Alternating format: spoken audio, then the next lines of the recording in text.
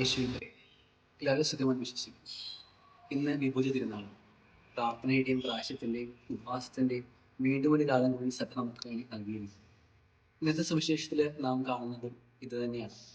ഈശോ ഇവിടെ രഹസ്യമായിട്ട് ഈ കാര്യങ്ങളെല്ലാം ചെയ്യാനായിട്ട് നമ്മൾ ഓർമ്മിപ്പിക്കുകയാണ്. ഈശോ പറയുന്നുണ്ട്, നിങ്ങൾ രഹസ്യമായിട്ട് പ്രാർത്ഥിക്കുക, രഹസ്യമായിട്ട് ഉപവസിക്കുക, രഹസ്യമായിട്ട് ദാനം ചെയ്യുക. സാധാരണ നമ്മൾ എന്തെങ്കിലും കള്ളത്തരം കാണിക്കുമ്പോഴോ തെറ്റ് ചെയ്യുമ്പോഴത്തേക്ക് അവൻ്റെ രഹസ്യം കൊണ്ട് ചെയ്യാൻ ഉദ്ദേശിക്കുന്നു. പക്ഷെ ഇവിടെ നന്മ ചെയ്യുന്നത് കുറച്ചുകൂടി രഹസ്യമാണ് ചെയ്യാനാണ് ഈശോ പറയുന്നത്.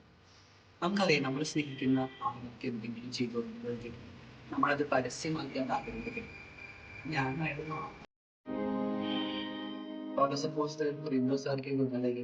പതിമൂന്നാം അധ്യായം മുഴുവനും സ്നേഹത്തെക്കുറിച്ചാണ് പറയുന്നത്.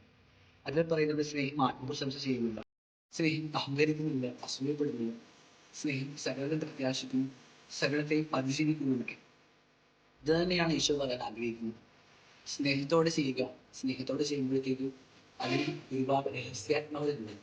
രഹസ്യത്തിൽ ചെയ്യുന്ന ഒരു രീതിയുണ്ട്. ഞാനും എൻ്റെ ദൈവവും രഹസ്യമായിട്ട് ഇടപെടുന്ന ഒരു സമയം. അതാണ് എൻ്റെ പ്രാർത്ഥന. ഞാൻ എൻ്റെ ദൈവവും മാത്രം ആയിരിക്കുന്ന ഒരു നിമിഷങ്ങൾ. അതാണ് എൻ്റെ ഉപവാസം.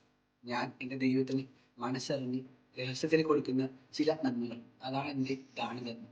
ഇങ്ങനെ നമ്മളടുത്തിരിക്കുന്നവരോട് കൂടി സ്നേഹത്തോടെ ഇരിക്കുക. നമ്മളടുത്തിരിക്കുന്നവരുടെ കൂടി സ്നേഹത്തോടെ ചേർത്ത് നിർത്തുവാനുള്ള ഒരു ഓർമ്മപ്പെടുത്തലാണ് ഈ നോമ്പുകാലം. അതിനുള്ള കൃപ ദൈവം നമുക്ക് നൽകട്ടെ എന്ന് നമുക്ക് പ്രാർത്ഥിക്കാം. ദൈവം നമ്മെ സമൃദ്ധമായി അനുഗ്രഹിക്കട്ടെ.